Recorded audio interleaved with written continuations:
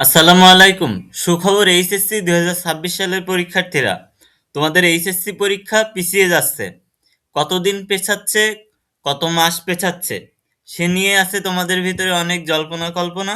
আজকে এগুলো ক্লিয়ার করে দিব। দেখো, তোমাদের তোমাদের ছোট ভাইদের পরীক্ষা, এসএসসি পরীক্ষার্থী যারা আছে, তাদের পরীক্ষা কিন্তু 2026 সালে পিছিয়ে যাচ্ছে বিভিন্ন কারণে। নির্বাচনের কারণে, এরপরে মার্চ, ফেব্রুয়ারি মার্চ, রমজান মাস আছে, ঈদ আছে, বিভিন্ন কারণে তাদের পরীক্ষা, এসএসসি পরীক্ষা পিছিয়ে যাচ্ছে। এবং এই এসএসসি পরীক্ষা পেছানোর কারণেই এইচএসসি পরীক্ষা কিন্তু আরেকটু পেছাবে।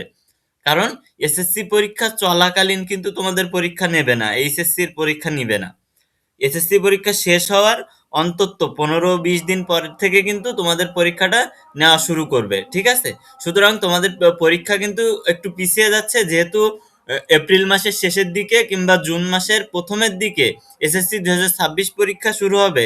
সেহেতু তোমাদের পরীক্ষাটা ধরো, এসএসসি যদি মে মাসের শুরুর দিকে হয় এসএসসি পরীক্ষা, তাহলে তোমাদের এসএসসি পরীক্ষা শেষ হতে মে, জুন, তাহলে তোমাদের জুন মাসের শেষের দিকে কিংবা জুলাই মাসের প্রথম দিকে শুরু হতে পারে তোমাদের এইচএসসি 2026 সালের পরীক্ষা।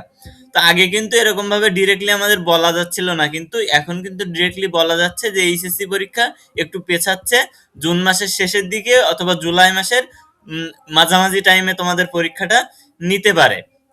এখন কথা হচ্ছে, যারা এখনো এখনো যারা তোমরা প্রিপারেশন খুব ভালোভাবে নিয়ে পারোনি, অবশ্যই তারা এখন থেকে একটু একটু করে ভালোভাবে প্রিপারেশন নিতে থাকো। তাহলে দেখবা তোমাদের পরীক্ষার আগে একটা ভালো, একটা মোটামুটি আকারের একটা প্রিপারেশন নিয়েছো, এবং পরীক্ষার জন্য খুব সুন্দর একটা প্রস্তুতি তোমাদের হয়ে যাবে।